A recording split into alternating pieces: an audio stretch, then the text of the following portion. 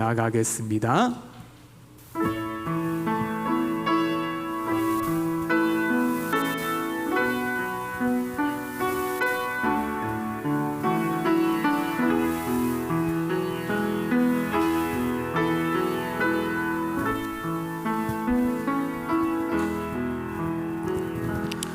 너의 하나님 여호와가 너의 가운데 계시니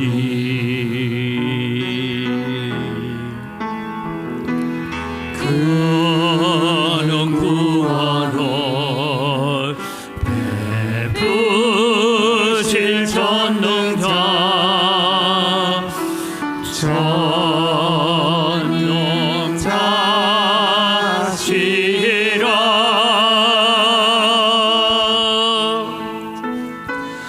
그가 너로 인하여 기쁨을 이기지 못하시며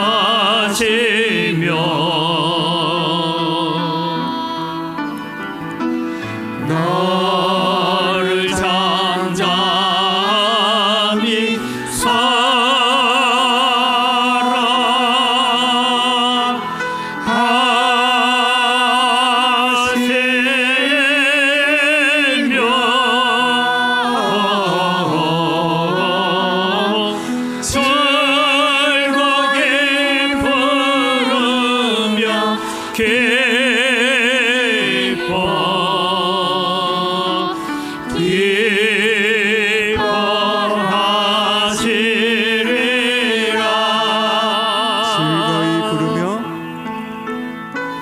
즐거이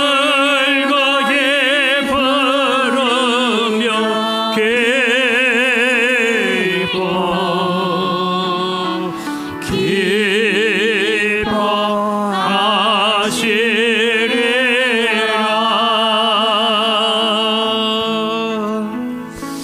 이 시간 우리 하나님 앞에 기도하며 나아갈 때 특별히 우리 대한민국을 휩쓸고 간 이 무지막지한 폭우로 인하여서 수많은 곳곳에 피해가 일어나고 재산을 잃고 사람이 죽고 하는 일들이 일어났습니다. 하나님, 이제 이 복구 작업이 순적하게 잘 진행되어질 수 있도록 하나님이 한반도에 긍휼을 베풀어 주시고 하나님의 은혜를 베풀어 달라고 오늘 특별히 이 폭우로 인하여 일어난 일들로 인하여서 함께 기도하겠습니다. 하나님 아버지, 또 주님의 뉴스를 통하여 이번 주 중에 일어났던 일들을 두고 하나님 앞에 기도합니다. 우리는 이 자연 앞에서도 아무런 힘도 없고 아무런 능력도 없는 연약한 존재인 것을 저희들이 고백하며 주님 앞에 나아갑니다. 하나님, 은혜를 더하여 주시옵소서. 아버지의 말로 다할 수 없는 폭우로 인하여서 재산을 잃고 집을 잃고 여러 가지 주님의 어려운 환경에 처하여 있는 이재민들을 주님께서 불쌍히 여겨주시고 이 땅이 빨리 치유되어지고 고쳐질 수 있도록 은혜를 더하여 주시옵기를 간절히 바라옵고 원하옵니다. 그래서 하나님, 우리가 하나님이 베푸시는 은혜 안에 놓여지는 이 대한민국이 되게 하시고 이 대한민국이 하나님 앞에 범죄하고 저지른 모든 죄는 다 용서하시고 하나님의 긍휼과 하나님의 은혜만 덧입혀질 수 있도록 은총을 베풀어 주시옵소서. 살아계신 아버지 하나님, 은혜를 이 시간 감사합니다. 폭우가 지나가고 무더위가 또 다시 기승을 부립니다. 그런 가운데서도 오늘 또 저희들을 부르셔서 하나님을 예배하는 자리로 불러주시고 세워주신 은혜를 감사합니다.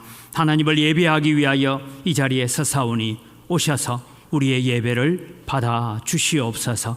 우리의 허물과 죄를 따진다면 우리는 도무지 하나님 앞에 설 수 없는 연약한 죄인임을 고백합니다. 그러기에 오늘 또 예수 그리스도의 보혈의 능력을 의지하여 하나님 앞에 섰습니다. 하나님의 긍휼을 베풀어 주시옵소서. 하나님, 주중에 수많은 이 비로 말미암아서 전국이 정말 고통 가운데 있습니다. 하나님, 은혜를 더하여 주시고 이 한반도를 치유하여 주시고 우리의 영적인 죄가 있다면 죄를 용서하시고 하나님, 이 땅이 고침받고 치유되어지도록 은혜를 베풀어 주시옵기를 간절히 바라옵고 원하옵니다. 하나님, 이 땅에 하나님께서 긍휼을 베풀어 주시고 은혜를 덧입혀 주시옵소서. 오늘도 우리가 예배하면서 고백합니다. 우리는 한순간도 하나님의 은혜 아니면 살 수 없고 설 수 없다는 것 저희들이 고백합니다. 주님, 저희들에게 은혜를 베풀어 주셔서 오늘도 주님이여 날마다 은혜 가운데 세워지고 날마다 말씀 가운데 세워지는 우리의 믿음이 되도록 도와주시옵소서. 오늘도 오셔서 예배의 모든 순서를 통하여서 하나님 홀로 영광 받아 주시옵소서. 찬양대가 하나님을 찬양할 때에 이 찬양이 하나님의 마음을 움직이는 찬양이 되게 하시고 우리 성도들의 마음을 흡족하게 하는 찬양이 되어지도록 은혜와 복을 더하여 주시옵소서. 감사합니다. 예수님 이름으로 기도드립니다. 아멘. 신앙 고백합니다. 나는 전능하신 아버지 하나님 천지의 창조주를 믿습니다. 나는 그의 유일하신 아들 우리 주 예수 그리스도를 믿습니다. 그는 성령으로 잉태되어 동정녀 마리아에게서 나시고 본디오 빌라도에게 고난을 받아 십자가에 못 박혀 죽으시고 장사된 지 사흘 만에 죽은 자 가운데서 다시 살아나셨으며 하늘에 오르시어 전능하신 아버지 하나님 우편에 앉아 계시다가 거기로부터 살아있는 자와 죽은 자를 심판하러 오십니다. 나는 성령을 믿으며 거룩한 공교회와 성도의 교제와 죄를 용서받는 것과 몸의 부활과 영생을 믿습니다. 아멘.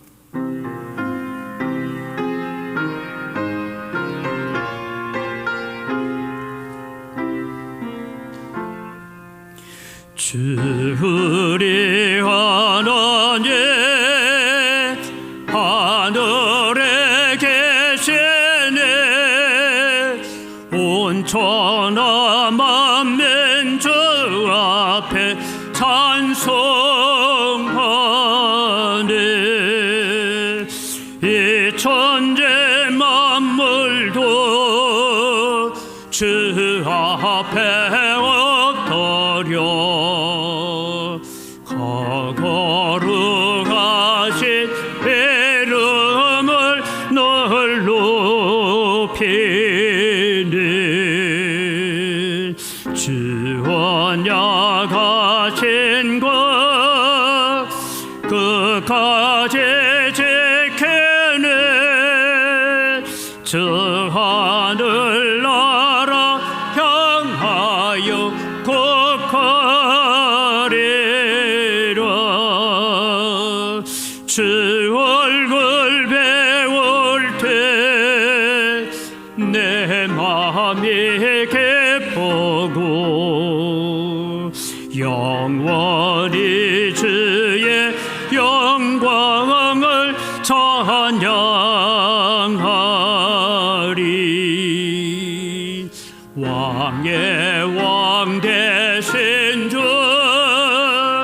하늘에 계시네 이 세상 죄악에 계신 구주 예수 저 천군 천사들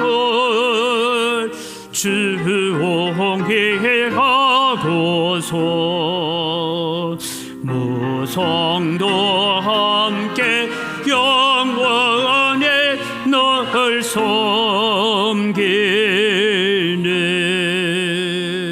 성삼위일체께 성례한 머리도 다 기쁜 소리 높여서 감사드려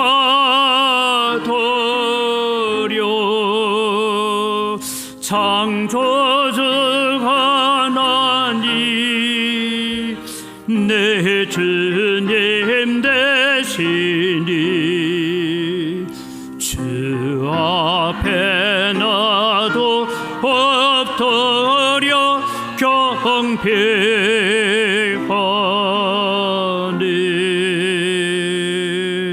啊。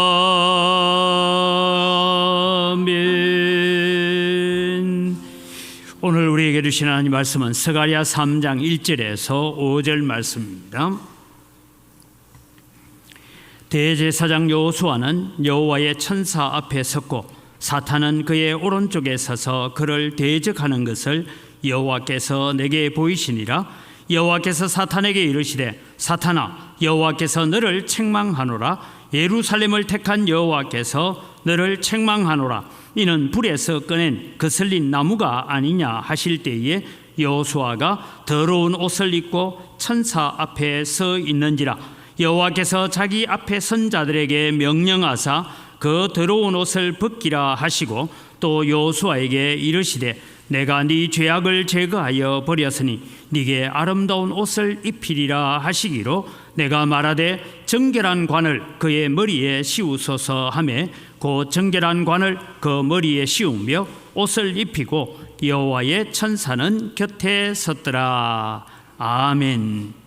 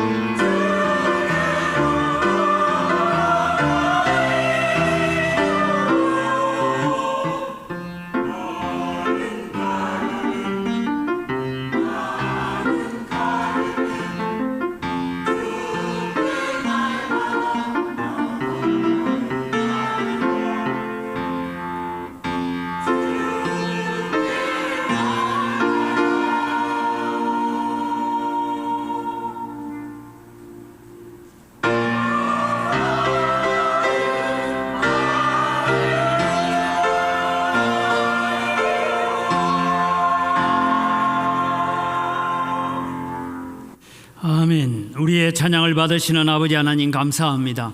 우리가 날마다 주께로 더 가까이 걸어가는 믿음을 찬양하며 고백합니다. 우리의 신앙이 주님 앞에 아름다운 믿음의 고백처럼 서가게 하여 주시옵소서. 거룩하게 세워져가는 우리의 믿음의 삶이 되어질 수 있도록 은혜와 복을 덧입혀 주시옵소서. 이 시간 저희들이 또 하나님 말씀 앞에 나아가기를 원합니다. 우리에게 지혜를 주시고 또 이 모든 어려운 가운데서도 우리는 하나님을 더 신뢰하고 의지하는 우리의 믿음이 되게 하여 주시옵소서. 감사합니다. 예수님 이름으로 기도드립니다. 아멘. 예, 우리는 고신의 모토가 코람데오라는 단어입니다. 코람데오는 하나님의 면전에 서 있다. 나는 늘 하나님 앞에 서 있다. 그래서 내 생각하는 것이나 말하는 것이나 행동하는 모든 것이 하나님 앞에 세워져 있어야 된다라는 것이 코람데오 정신입니다. 우리는 어떤 일을 할 때에 자꾸만 우리는 일을 바라보거나 사역을 바라볼 때가 많습니다. 그래서 어떤 사명이나 일을 생각하기 전에 우리는 뭘 생각해야 되냐? 내가 먼저 하나님 앞에 어떤 존재로, 어떤 모습으로, 어떤 성결한 백성으로 서 있는가 하는 것이 우리에게 더 중요하다라는 것입니다. 이제 포로에서 돌아온 이스라엘 백성들은 총독은 스룹바벨입니다. 정치적인 지도자입니다. 당시의 대제사장은 오늘 본문에 나오는 여호수아라는 사람입니다. 종교적인 지도자입니다. 이 두 사람, 정치적인 지도자 스룹바벨과 종교적인 지도자 여호수아는 포로에서 돌아온 사람들을 데리고 그들은 이제 이 공동체를 하나님의 교회로 만들어 가야 될 책임이 있었습니다. 다르게 말하면 다윗 시절에 하나님을 찬양했듯이, 솔로몬 시절에 하나님을 섬겼듯이 그렇게 하나님을 온전히 섬기는 예배의 공동체로 이 포로 이후의 공동체를 만들어 가야 했습니다. 그러나 지난주에 우리가 살펴보았습니다. 포로에서 돌아와서 그들은 제일 먼저 한 것은 성전 기초를 닦았습니다. 그리고는 그들이 성전 기초를 닦으면서 한쪽에는 울었습니다. 왜? 예전에 솔로몬의 성전을 계산해 보니까 너무 기초가 초라하거든요. 그래서 웁니다. 그런데 솔로몬의 성전을 알지 못하는 자들은 이제 돌아와서 우리가 그래도 여호와를 위해서 성전의 기초를 낳을 수 있었다, 이게 너무 감격해서 또 노래하고 찬양하고 했습니다. 그 감격이 며칠 가지 못했습니다. 사마리아 사람들과 요단강 동편에 있는 총독들의 반대로 말미암아서 성전은 틀을 닦아두고 16년을 허송 세월을 하고 있습니다. 여러분, 틀을 닦아놓고 16년이 지났으니까 아마 제가 볼 때도 16년쯤 지나서 거기 가보면 이게 우리가 닦아놓은 튼지 아닌지도 구분하기 힘들 정도가 되었을 것입니다. 그래서 그런 땅에 있을 때에 이제 지도자들이 해야 될 일이 뭡니까? 어떤 어려움과 어떤 난관도 물리치고 이스라엘 백성들을 성전 중심의 신앙으로 이끌어 가야 했습니다. 그것이 하나님의 계획이었고 하나님의 뜻이었고 고레스 왕의 칙령이었습니다. 그런데 여러분, 성전은 16년간 무너져 있었습니다. 성전이 무너져 있었다, 다르게 말하면 예배를 드리지 않았다, 여호와를 향한 신앙이 무너져 있었다, 하나님 없이 살았다, 이렇게 표현하면 좋을 것 같습니다. 포로에서 돌아와서 성전 기초만 쌓아두고 16년이 지나고 난 다음에 그들에게 재난이 다가왔습니다. 메뚜기 재앙이 오고 그들에게 기근이 오고 여러 가지 자연재해가 이 포로에서 돌아온 사람들을 괴롭히기 시작했습니다. 이때에 일어난 선지자가 누구냐 하면 스가랴 선지자고 학개 선지자입니다. 그래서 이 상황을 우리가 좀 보기 위해서 학개서 1장 2절에서 6절까지를 같이 한번 천천히 읽어가도록 하겠습니다. 학개서 1장 2절입니다. 만군의 여호와가 이같이 말하여 이르노라.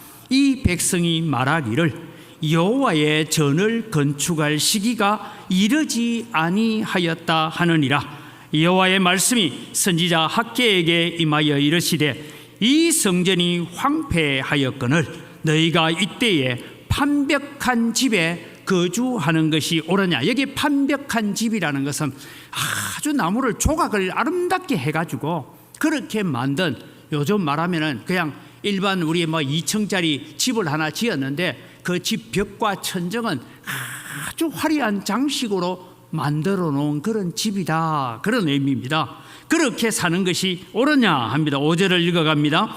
그러므로 이제 만군의 여호와가 이같이 말하노라. 너희는 너희의 행위를 살필지니라. 너희가 많이 뿌릴지라도 수확이 적으며 먹을지라도 배부르지 못하며 마실지라도 흡족하지 못하며 입어도 따뜻하지 못하며 일꾼이 삭슬 받아도 그것을 구멍 뚫어진 전대에 넣음이 되느니라. 만군의 여호와가 말하노니 너희는 자기의 행위를 살필지니라. 하나님께 지금 반복해서 2번이나 너희는 자기의 행위를 살필지니라. 너희 집은 잘 지어놓고 성전은 무너져 있는, 이게 옳다고 생각하느냐? 쉽게 말하면 여러분, 오늘 우리가 세상에서 돈 잘 벌고 우리가 세상에 부러울 것이 없이 사는데 교회는 안 간다, 그 얘기와 같은 의미입니다. 이것이 너희들은 옳다고 생각하느냐? 8절을 읽어갑니다.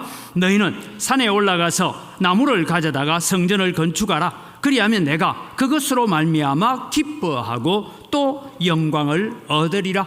여호와가 말하였느니라. 그렇게 학개 선지자가 얘기를 합니다. 이럴 때에 스가랴 선지자가 함께 예언했던 내용이 뭐냐? 지난주에 우리가 복습을 좀 했습니다마는 하나님께서 이제는 성전을 건축하겠다고 일어선 너희들에게 대해서 내가 바로 저 사마리아 대적들, 요단강 동편 지역에 있는 대적들, 그들을 위해서 내가 불성곽이 되어주겠다. 하늘의 불병거와 불말로 너희들을 지켜가겠다라고 그렇게 말씀하셨습니다. 뿐만 아니라 너희를 해하려고 하는 자들은 바로 나의 눈동자를 찌르는 것과 같다라고 말씀하시면서 하나님께서 지켜 보호해 주시겠다라고 약속하셨습니다. 이런 스가랴의 예언을 듣고 학개 선지자의 예언을 듣고 이제 대제사장 여호수아가 일어섰습니다. 16년 동안 주저앉아 있던 이 대제사장 여호수아가 그래, 우리는 다시 성전을 건축하자라고 백성들을 선동하고 백성들을 격려하면서 일어섰습니다. 그래서 하나님 앞에 헌신하고자 했습니다. 이럴 때에 여러분, 우리는 기억해야 됩니다. 우리는 주님을 위해서 헌신하고 주님을 위해서 충성하고 주님을 위해서 내가 바르게 살겠다고 다짐하면 모든 것이 만사형통할 줄 압니다. 우리가 찬송가처럼 만사형통하리라 그렇게 찬양합니다. 절대 아닙니다, 여러분. 우리가 그 길을 걸어가는데 어떤 일이 일어났는가 하는 것을 살펴봅니다. 오늘 본문을 보면 사탄은 끊임없이 우리를 대적합니다라는 것을 보아야 됩니다. 마귀는 에덴 동산에서 하나님의 백성을 대적해 왔습니다. 온갖 이유를 들이대면서 교회를 대적했습니다. 하나님께 헌신하고 충성하고자 하는 자들을 방해하고 그들을 대적하는 것이 사탄의 본연의 임무이고 사탄이 하는 일입니다. 그래서 오늘 1절을 같이 볼까요? 1절을 같이 읽습니다. 대제사장 여호수아는 여호와의 천사 앞에 섰고 사탄은 그의 오른쪽에 서서 그를 대적하는 것을 여호와께서 내게 보이시니, 대제사장 여호수아가 여호와의 천사 앞에 서 있는 환상을 스가랴가 봅니다. 이 환상을 통해서 뭘 보여줍니까? 이제 대제사장 여호수아가 주저앉아 있는 것이 아니라 일어났어. 이제는 주님을 위해서 일하겠다고 성전 건축을 16년 동안 머물러 있던 성전 건축을 시작하겠다고 일어섰다는 것이요. 그때 여러분, 사탄은 그의 오른쪽에 서서 그를 대적하고 있는 것이 있었다. 뭘 대적했는지는 잘 모르겠습니다. 성경에 잘 적어놨으면 좋을 텐데 여호수아가 이제 성전을 건축하겠다고 다짐하고 일어섰습니다. 그때 사탄은 방해를 하고 대적을 하고 음해를 합니다. 아마도 대제사장 여호수아가 16년간이나 불순종하고 성전 건축을 미루어 온 죄에 대해서 마귀는 고발하는 것 같습니다. 저는 이 성경을 읽으면서 이런 고발장을 제가 한번 생각해 봤습니다. 자막을 보면 이렇습니다. 대제사장 여호수아는 성전 건축을 할 자격이 없습니다. 그는 16년간이나 불순종했습니다. 성전 건축은 다른 사람에게 맡겨야 합니다. 대제사장 여호수아는 대제사장직을 수행하기에도 부적합한 사람입니다. 이런 고발을 지금 마귀가 하나님 앞에 하고 있다는 거예요. 그래서 이 여호수아는 안 됩니다, 이런 얘기를 하고 있는 것 같습니다. 이렇게 고발합니다. 성전 건축이 지연된 이유는 무엇입니까? 사탄이 사마리아 사람들을 동원을 하고 요단강 동편에 있는 총독들을 동원하여서 선동하여서 일어난 일입니다. 물론 이런 선동에, 이런 외부적인 핍박에 지쳐서 주저앉아 버린 여호수아도 문제가 있습니다. 그러나 여러분, 마귀는 늘 자기가 해놓고 그것을 여호수아 탓으로 돌리고 있더라라는 것입니다. 그래서 여러분, 마귀가 하는 가장 잘하는 것은 마귀는 거짓말의 아비입니다. 요한복음 8장 44절에 하나님께서 이렇게 말씀합니다. 너희는 너희 아비 마귀에게서 났으니 너희 아비의 욕심대로 너희도 행하고자 하느니라. 그는 처음부터 살인한 자요 진리가 그 속에 없으므로 진리에 서지 못하고 거짓을 말할 때마다 제 것으로 말하나니 이는 그가 거짓말쟁이요 거짓의 아비가 되었습니다. 여러분, 이 마귀는 사실을 말하되 그 사실을 왜곡해서 하나님 앞에 우리를 참소하는 자다라는 것에 관심을 가지시기 바랍니다. 우리가 진리를 따르지 아니하면 우리는 거짓의 종이 됩니다. 항상 내 마음속에 진리의 말씀이 머물도록 기도하는 여러분이 되시기를 바랍니다. 나의 입술은 진실만을 말하겠다고 다짐하시기를 바랍니다. 거짓말이 나를 지배하지 못하도록 해야 됩니다. 여호수아를 고발하는 사탄을 향하여서 이제 하나님께서 어떻게 말하고 있습니까? 여호수아를 대적하고 있는 이 사탄을 향하여 2절 말씀에 여호와께서 이렇게 말씀합니다. 같이 읽어갑니다. 여호와께서 사탄에게 이르시되 사탄아 여호와께서 너를 책망하노라. 예루살렘을 택한 여호와께서 너를 책망하노라. 다르게 말하면 지금 사탄이 여호수아에 대해서 공격을 하고 참소를 하고 비방을 하고 하는 얘기를 듣고 하나님께서 말씀합니다. 나는 네 말 안 듣는다, 이 말이에요. 내가 너를 책망한다, 이 말은 네가 지금 하고 있는 말을 그것이 사실이든 아니든 나는 너의 말을 믿지 않겠다, 그렇게 말씀합니다. 그러면서 하나님께서 예루살렘을 택한 여호와께서, 즉 예루살렘에 성전을 세우기로 계획했고 택하신 여호와께서 너를 책망하노라 라고 말씀하고 있습니다. 거짓말쟁이 마귀가 하는 참소를 하나님께서 기각시키셨습니다. 특별히 예루살렘을 택한 여호와께서, 이 말씀은 모든 권한은 전적으로 나로부터 시작된다라는 것을 가르쳐 주고 있습니다. 여러분, 우리가 죽어서 천국에 가면 사탄은 우리를 이렇게 참소할 것입니다. 이 사람은 천국에 들어갈 자격이 없는 사람입니다. 이 사람은 이런 짓도 했어요 하고 나도 모르는 죄까지 다 들춰낼 겁니다. 여러분, 우리는 때로는 그때 우리는 주님 앞에 부끄러울 것입니다. 내가 아는 죄, 내가 회개한 죄도 있지만 때로는 내가 알지도 못하는, 어릴 때 나무집 땅콩 캐먹은 것부터 시작해가지고 모든 죄를 다 적어놨어요. 왜? 마귀 지가 시켜서 한 거니까 지가 더 잘 알죠.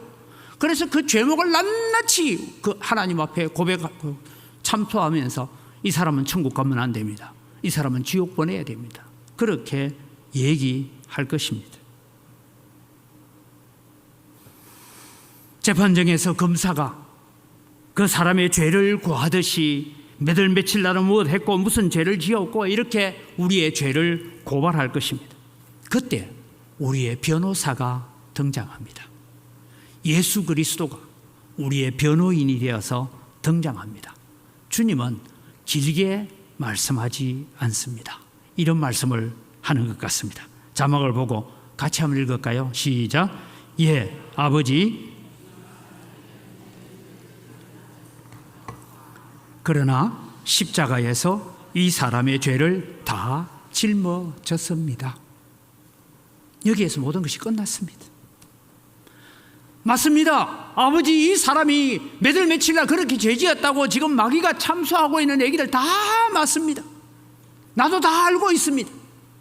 그런데 제가 십자가에서 죽었던 이유가 이 사람의 모든 죄를 내가 속하기 위해서 죽었습니다.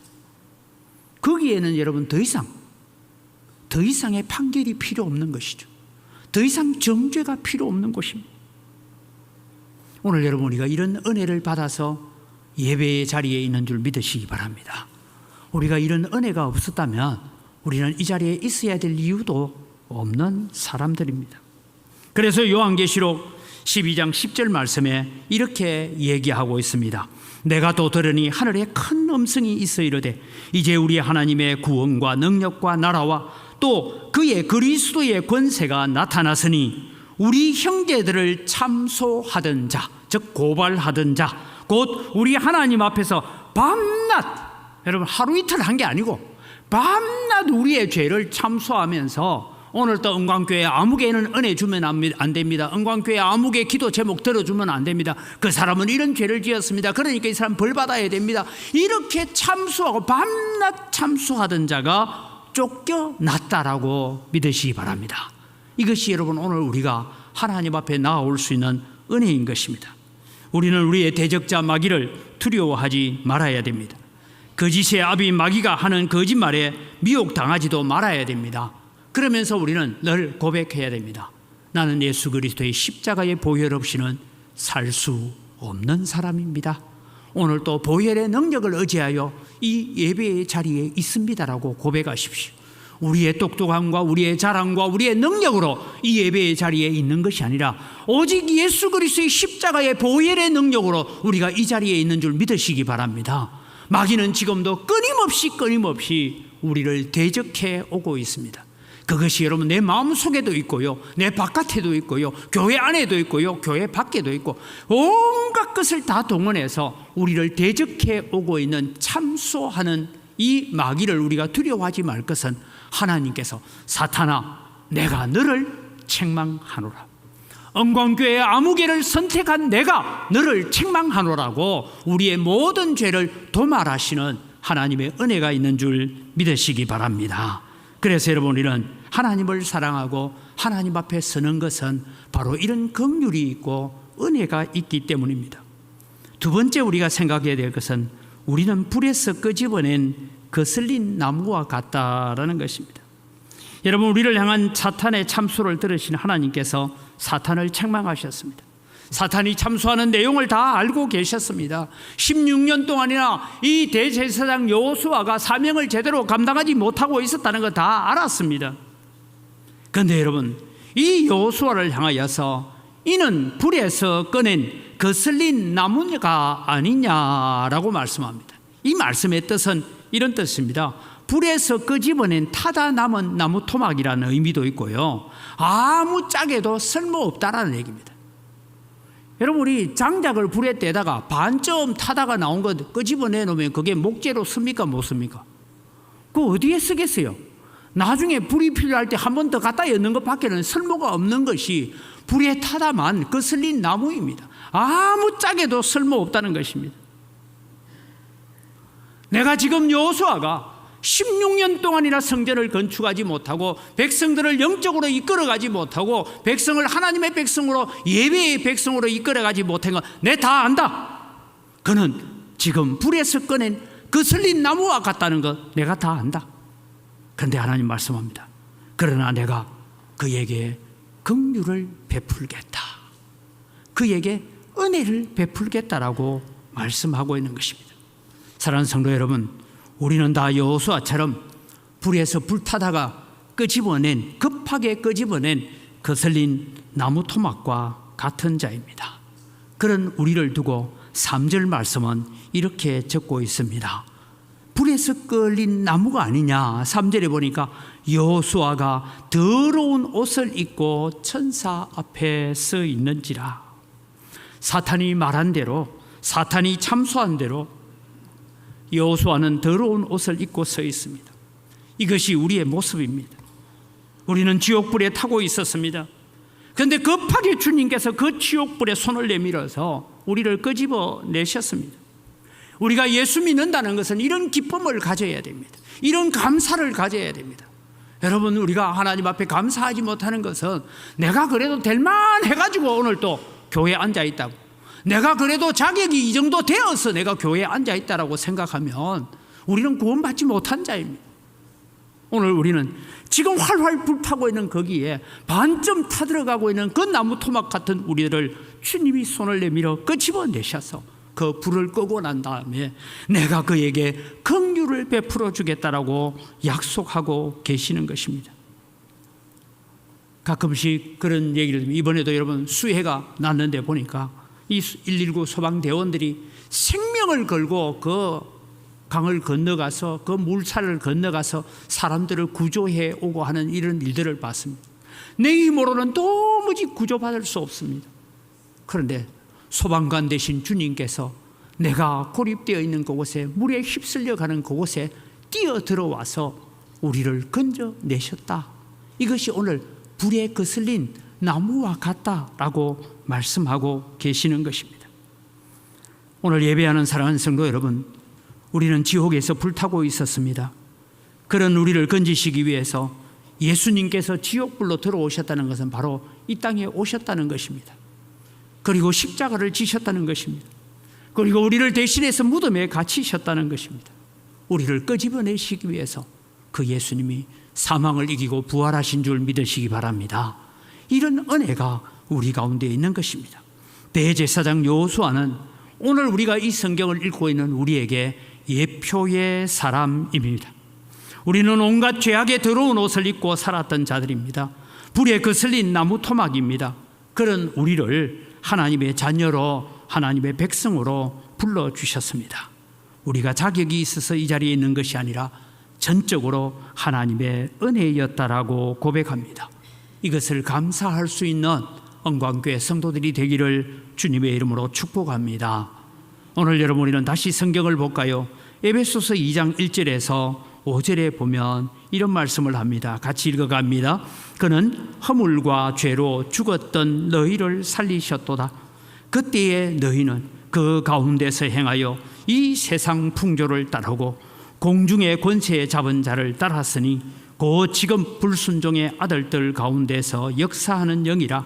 전에는 우리도 다 그 가운데서 우리 육체의 욕심을 따라 지내며 육체의 마음에 원하는 것을 하며 다른 이들과 같이 본질상 진노의 자녀이었더니 긍휼이 풍성하신 하나님이 우리를 사랑하신 그 큰 사랑을 인하여 허물로 죽은 우리를 그리스도와 함께 살리셨고 너희는 은혜로 구원을 받은 것이라 라고 말씀합니다. 오늘 여러분, 우리는 어떤 자입니까? 우리는 불에서 끄집어낸 거슬린 나무와 같고 더러운 옷을 입고 살고 있는, 죄로 말미암아 얼룩지고 탐욕으로 말미암아 얼룩지고 육체의 정욕과 안목의 정욕과 이생의 자랑으로 얼룩져 있는 더러운 옷을 입고 있는 우리의 모습이 여호수아이듯이 바로 우리의 모습입니다. 이런 우리를 하나님께서 어떻게 하셔서 일하시기로 작정하시고 어떻게 사용하시기로 원하십니까? 세 번째, 우리는 우리를 정결하게 하시는 하나님이심을 우리는 바라보아야 됩니다. 성전 건축을 방해하던 사탄은 여호수아의 불순종을 고발했습니다. 그의 더러운 옷을 고발합니다. 더러운 옷은 그의 삶이 더러웠다는 것입니다. 죄악으로 가득 차 있었다는 것입니다. 여호수아는 자신이 자신을 생각해도 도저히 내가 하나님의 대제사장으로서는 적합하지 않다. 나는 내게 맞는 옷을 입고 있는 것이 아니다. 이 더러운 옷이 정상적인 옷이라고 생각을 했을 것입니다. 그런데 이런 여호수아에게 하나님의 은총이 주어졌습니다. 오늘도 더러운 옷을 입고 거슬린 나무와 같은 우리에게 하나님께서 어떤 은혜를 주셨습니까? 4절 말씀을 같이 읽어갑니다. 4절입니다. 여호와께서 자기 앞에 선 자들에게 명령하사 그 더러운 옷을 벗기라 하시고 또 여호수아에게 이르시되 내가 내 죄악을 제거하여 버렸으니 네게 아름다운 옷을 입히리라 하시기로. 대제사장 여호수아는 인간적인 조건으로 도저히 대제사장직을 수행할 수 없었습니다. 그러나 하나님께서 그의 죄를 사하시고 회복시켜 주셨습니다. 그렇습니다. 사랑하는 성도 여러분, 우리도 인간적인 조건으로는 하나님 앞에 예배할 수 없는 사람들입니다. 우리는 하나님 앞에 나오면 그냥 다 죽임당해야 되는 자들입니다. 그런데 우리에게 그리스도의 보혈이 주어진 줄 믿으시기 바랍니다. 이것이 오늘 우리가 타담한 나무 토막 같고 더러운 옷을 입고 있는 우리에게 주님께서 새 옷을 입히라고 말씀합니다. 5절 말씀을 계속해서 같이 읽어갑니다. 5절에 보면 이렇게 말합니다. 내가 말하되 정결한 관을 그의 머리에 씌우소서 하며 그 정결한 관을 그 머리에 씌우며 옷을 입히고 여호와의 천사는 곁에 섰더라. 정결한 관, 제사장이 써야 되는 관입니다. 제사장이 써야 되는 그 관을 다시 씌워서 이제는 이 여호수아가 비록 16년 동안 불순종하고 불충성하고 그렇게 살아왔지만 내가 너의 모든 삶을 다시 네가 성전을 건축하겠다고 일어섰기 때문에 네 모든 것을 내가 다 사해버리고 지난날의 과거의 모든 죄는 다 용서해버리고 내가 잊어버리고 씻어버리고 이제 내가 너를 새로운 사람, 새 백성으로 만들어 가겠다라고 주님께서 약속하셨습니다. 대제사장 여호수아의 전날의 모든 죄는 사하여졌습니다. 이제는 머리에 정결한 관을 섬으로써 온전한 회복을 하게 된 것입니다. 오늘 우리가 이런 회복의 은혜가 있는 줄 믿으시기 바랍니다. 이 회복의 은혜를 예수님께서 신약 성경에는 이렇게 말씀하시더라고요. 탕자가 아버지 집을 떠나서 자기 재산 가지고 먼 나라에 가서 허랑방탕하다가 다 허비했습니다. 이 아들이 거기에는 돼지가 먹는 지업 열매도 주는 사람이 없어서 굶어 죽게 되었습니다. 그때 고백합니다. 내 아버지 집에는 양식이 풍족한 품꾼이 얼마나 많은고 나는 여기서 죽게 되었구나. 내가 아버지 집에 돌아가야 되겠다. 그리고 내가 하늘과 아버지께 죄를 지어 사오니 아버지가 나를 아들의 자리를 회복시키는 것은 내가 감당하지 못하겠습니다. 그러니 나를 품꾼의 하루로 하루 품삯을 받고 사는 사람으로만 나를 좀 받아서 먹고 살게 해 주십시오. 그렇게 하겠다라고 작정을 하고 이제는 아버지 집으로 돌아가고 있습니다. 멀리서 아들이 돌아오는 모습을 바라본 아버지가 문 밖에 서서 기다리다가 동구 밖까지 뛰어가서 그 아들을 끌어안고, 여러분 이 아들의 모습이 어떨까요? 불에 타다만 거슬린 나무 같고, 그 옷은 더러운 옷을 입고 있는 거지 옷을 입고, 그 얼굴은 온갖 때물이 흐르러 깨졌지하고, 그런데 아버지는 그 아들을 끌어안고 입을 맞추고 그 다음에 일어난 일입니다. 누가복음 15장 22절부터 같이 읽어갑니다. 아버지는 종들에게 이르되 제일 좋은 옷을 내어다가 입히고 손에 가락지를 끼우고 발에 신을 신기라. 이 얘기가 오늘 여러분 옷을 갈아입히 여호수아에게 옷을 갈아입히고 그 머리에 관을 씌우고 하는 얘기와 같은 것입니다. 그리고 살찐 송아지를 끌어다가 잡아라. 우리가 먹고 즐기자.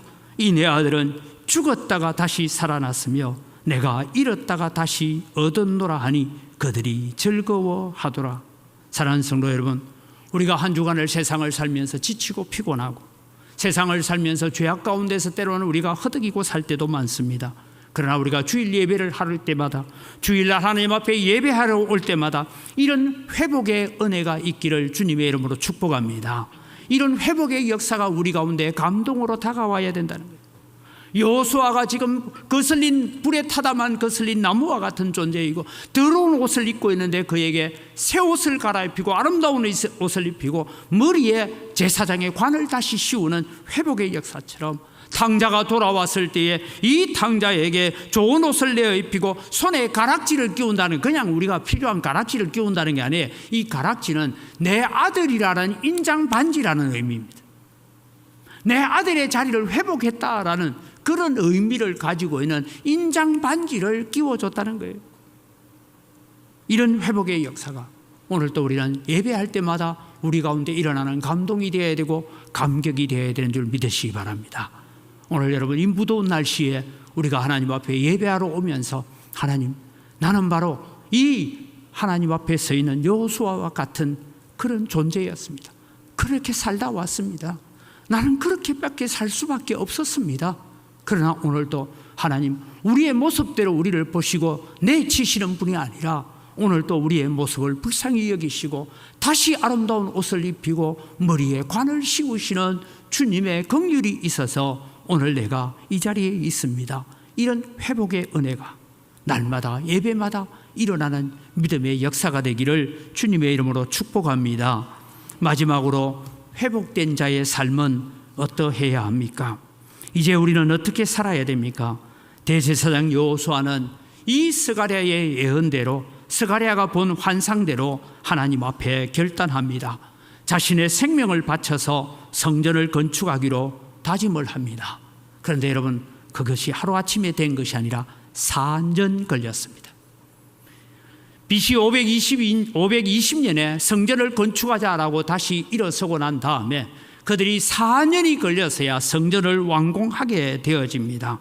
이 4년 동안 무슨 일이 있었을까요? 성경은 다 기록하고 있지는 않지만 여전히 사마리아 사람들의 반대가 있었고, 여전히 요단강 동편 지역에는 총독들의 반대가 있었고, 여전히 예루살렘 성 안에 살고 있는 같은 이스라엘 백성들 가운데서 일어나는 불평과 원망이 있었을 것입니다. 고난이 있었습니다. 핍박이 있었습니다. 업무도 있었고 거짓말도 난무했습니다. 그러나 여호수아는 나를 대제사장으로 회복시키신 하나님의 은혜에 감사했습니다. 그래서 그 사명을 묵묵히 감당해 갔습니다. 그래서 4년 만에 성전이 완공하게 되어집니다. 이 말씀을 6절 7절 우리가 읽지는 않았지만 6절 7절을 같이 보겠습니다. 6절 7절입니다. 여호와의 천사가 여호수아에게 정언하여 이르되 만군의 여호와의 말씀에 네가 만일 내 도를 행하며 내 규례를 지키면 네가 내 집을 다스릴 것이요 내 뜰을 지킬 것이며 내가 또 너로 여기 서 있는 자들 가운데 왕래하게 하리라. 이 말씀을 설명을 간단합니다. 7절 초반을 보면요, 만군의 여호와의 말씀에 네가 만일 내 도를 행하며, 즉 하나님께서 허락하신 그 도를 행하고 내 규례를 지키면, 지금까지 지키지 못했다는 거잖아요. 그런데 지금부터 네가 내 도를 행하고 내 규례를 지키면 네가 내 집을 다스릴, 즉 성전을 다스릴 것이고 내 뜰, 성전 뜰을 지킬 것이며 내가 또 너로 여기 서 있는 자들 가운데서 왕래하게 하리라. 제사장의 직분을 온전히 감당하게 하리라고 약속하고 있습니다. 사랑하는 성도 여러분, 우리도 건축이라는 여러 가지 어려운 문제를 우리 앞에 두고 있습니다. 그러면서 저는 여러분에게 기도를 부탁합니다. 눈에 보이는 아름다운 건물이 중요한 것이 아니라 그 건물 아래 들어가 살아야 될 사람들, 그 건물 아래 들어가서 예배해야 될 사람들의 마음의 성전이 아름답도록 기도하시기 바랍니다. 우리의 마음의 성전이 아름답지 못하면 성전은 세워지지 않을 것입니다. 성전은 솔로몬 성전처럼 아무리 화려하게 세워졌다 할지라도 바벨론 군대에 의해서 다 회파되고 말 것입니다. 그러기에 오늘도 우리는 그 성전 안에 들어가는 우리의 마음이 어떻게 해야 되는지를 살펴보아야 됩니다. 그래서 우리는 날마다 그리스도로 옷 입는 자가 되어야 됩니다. 그리스도로 옷 입는다는 것은 도대체 어떤 의미일까요? 요한계시록 19장 8절은 이렇게 설명하고 있습니다. 그에게 빛나고 깨끗한 세마포 옷을 입도록 허락하셨으니 이 세마포 옷은 성도들의 옳은 행실이로다 하더라. 우리가 입어야 할 옷이 뭐냐? 옳은 행실입니다. 믿음은 이미 있습니다. 그러나 여러분, 이제 우리는 옳은 행실을 해야 돼요. 행실을 바르게 해라, 우리가 그렇게 말하고 있지 않습니까? 우리는 옳은 행실로서 하나님 앞에 입는 거룩한 깨끗한 세마포 옷이 준비되도록 살아가야 된다라는 것입니다.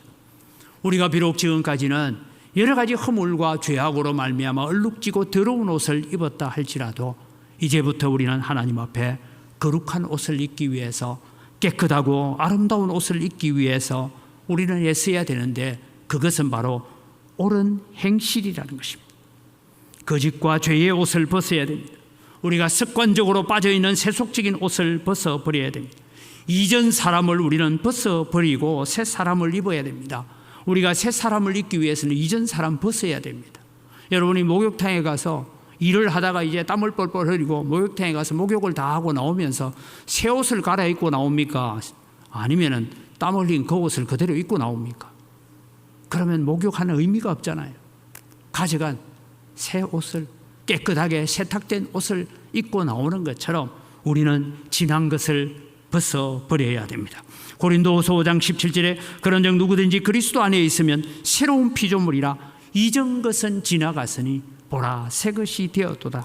우리가 새 것이 되기 위해서는 이전 것을 지나 보내야 됩니다.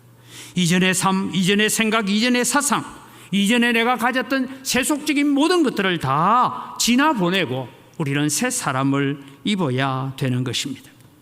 로마서 13장 11절부터 오늘 우리의 시대를 두고 이렇게 말씀하고 있습니다. 같이 읽어갑니다. 또한 너희가 이 시기를 알거니와 자다가 깰 때가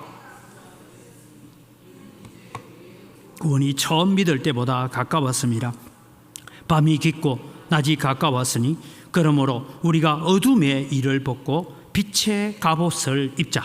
낮에와 같이 단정히 행하고 방탕하거나 술 취하지 말며 음란하거나 호색하지 말며 다투거나 시기하지 말고 오직 주 예수 그리스도로 옷 입고 정욕을 위하여 육신의 일을 도모하지 말라. 사랑하는 성도 여러분, 여호와 앞에 서 있는 여호수아, 오늘 바로 우리의 모습입니다. 여호수아는 우리를 예표하는 모습입니다. 이제 우리의 죄가 사하여지고 은혜가 회복된 자로서 우리는 살아갈 때에 오늘 다시 말씀합니다. 네가 만일 내 도를 행하며 내 규례를 지키며, 요한계시록은 성도의 옳은 행실이로다. 이전 것은 지나보내고 새 사람을 입어라. 오직 예수 그리스도로 옷 입고 살아라.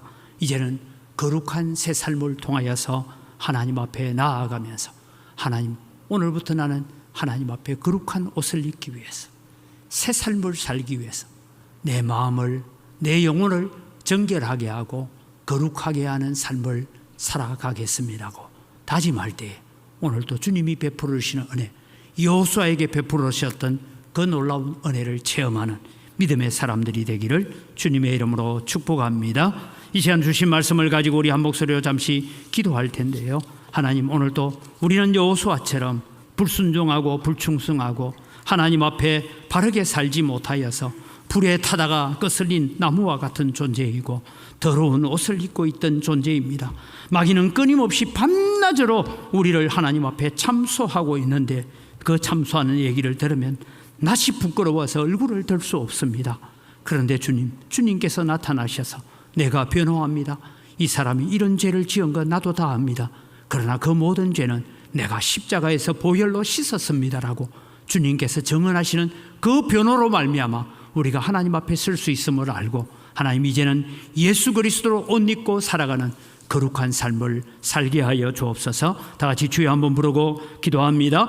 주여! 하나님 아버지, 은혜를 이 시간 감사합니다. 오늘도 주님 저희들에게 베풀으신 하나님의 은혜와 하나님의 사랑을 저희들이 기억합니다. 아버지 하나님이여, 이전 삶을 주님 다 용서하여 주시고 하나님 앞에 새로운 삶을 가지고 새로운 헌신을 가지고 주님 앞에 서는 저희들 되게 하여 주시옵소서. 하나님 앞에 선 여호수아가 다른 사람이 아니라 오늘 우리들인 것을 압니다. 더러운 옷을 입고 불에 타다만 거슬린 나무와 같은 존재입니다. 아무짝에도 쓸모없는 우리들입니다. 그런데 하나님께서 우리를 사랑하셨습니다. 우리를 건져주셨습니다. 우리를 구원하여 주셨습니다. 우리에게 새 사명을 주셨습니다. 이제는 주님이여, 죄의 옷을 입고 벗어버리고 거룩한 예수 그리스도의 옷을 입고 살아가는 저희들 되어지도록 은혜를 더하여 주시옵소서. 살아계신 아버지 하나님, 은혜를 이 시간 감사합니다. 오늘도 여호와 앞에 선 여호수아를 살펴봅니다. 더러운 옷을 입고 불에 타다만 거슬린 나무와 같은 그런 존재였습니다. 우리가 바로 그런 사람이었습니다. 마귀는 끊임없이 밤낮으로 하나님 앞에 이 사람은 은혜 주면 안 된다고, 이 사람은 용서하면 안 된다고, 이 사람은 천국 가면 안 된다고 우리를 날마다 참소하고 정언하고 있지만, 예수님께서 나오셔서 이 사람이 이런 죄를 저지른 것 나도 다 압니다. 그러나 내가 십자가에서 이 죄를 위해서 보혈을 흘렸습니다. 내가 이 죄도 내 피로 다 씻었습니다. 그 정언 때문에 오늘 우리가 천국 백성으로 살 수 있고 하나님의 백성으로 살 수 있는 것을 고백합니다.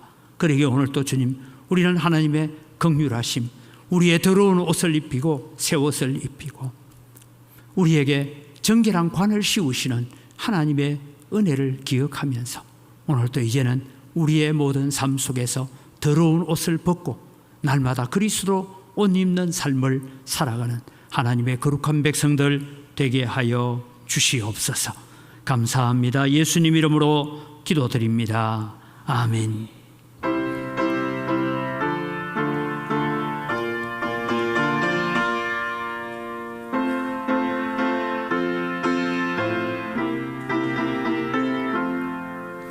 나 이제 주님의 새 생명 얻었노.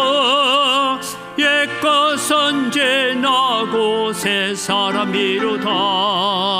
그 생명 내 맘에 강같이 흐르고 그 사랑 내게서 해같이 빛난다. 영생을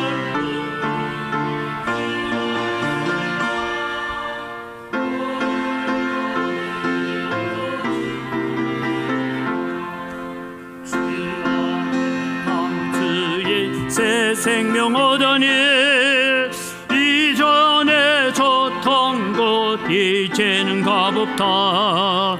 하늘의 은혜와 평화를 맛보니 찬송과 기도로 주 함께 살리라. 영생을 누리며 주 안에 살리라.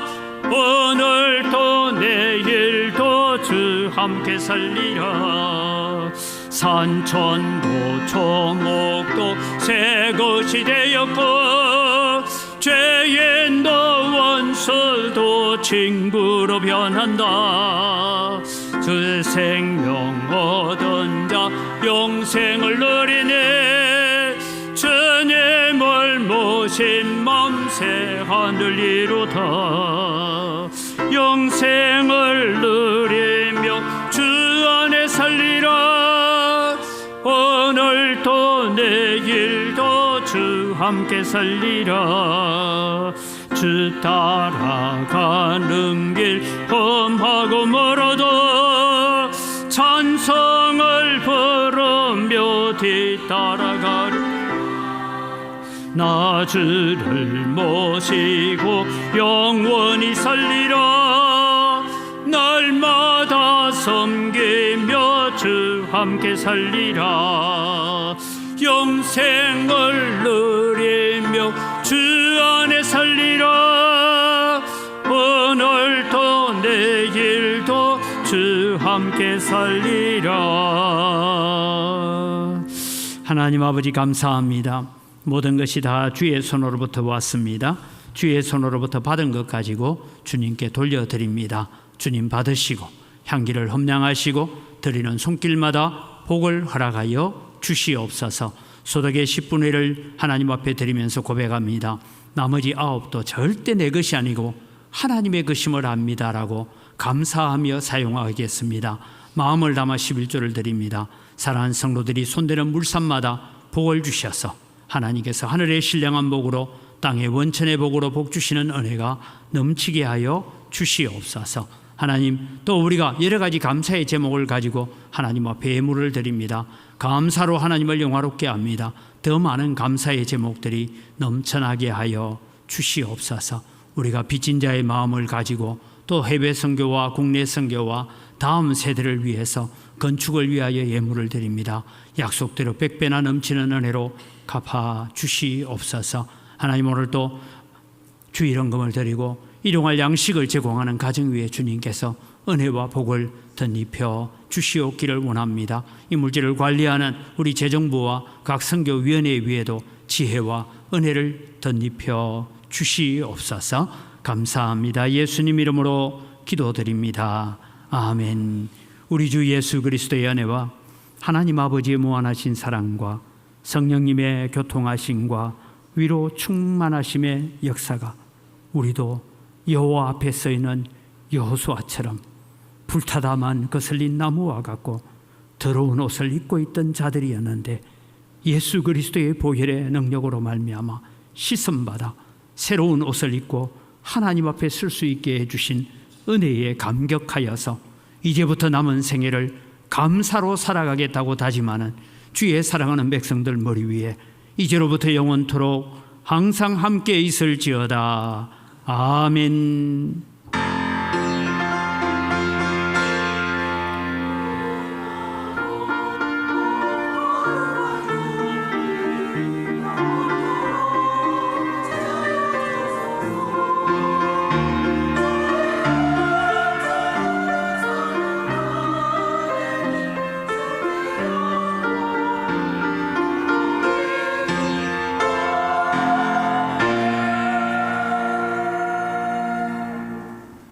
예, 우리 옆 사람 인사합니다. 감사합니다.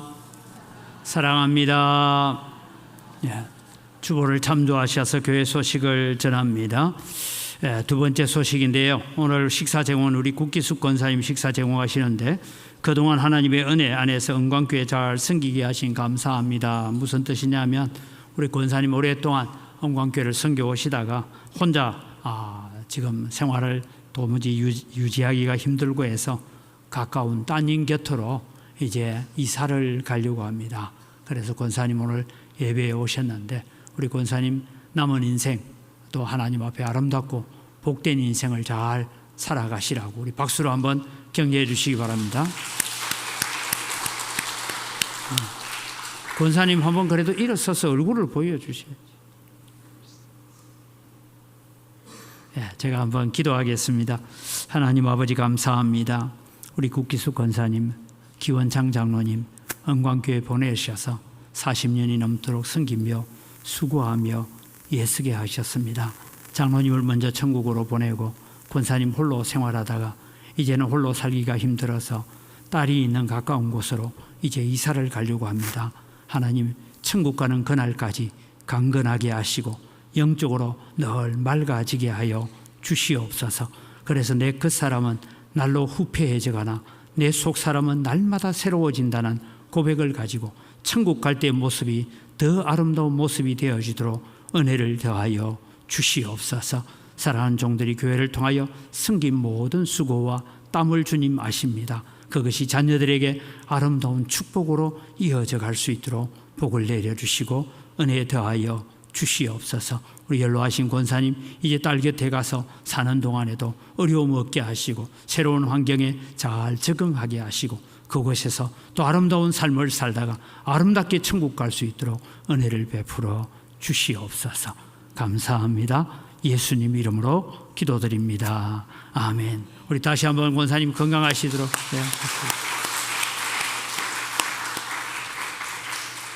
예, 우리 다 같이 자리에 일어나셔서 서로를 축복하는 시간을 갖겠습니다.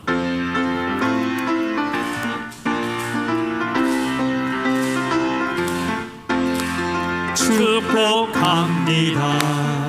주님의 이름으로 축복합니다. 주님의 사랑으로 이곳에 모인 주의 거룩한 자녀에게 주님의 기쁨과 주님의 사랑이 충만하게 넘치기를 축복하고 사랑합니다. God bless you, God bless you. 축복합니다. 주님의 사랑으로 축복하고 사랑합니다.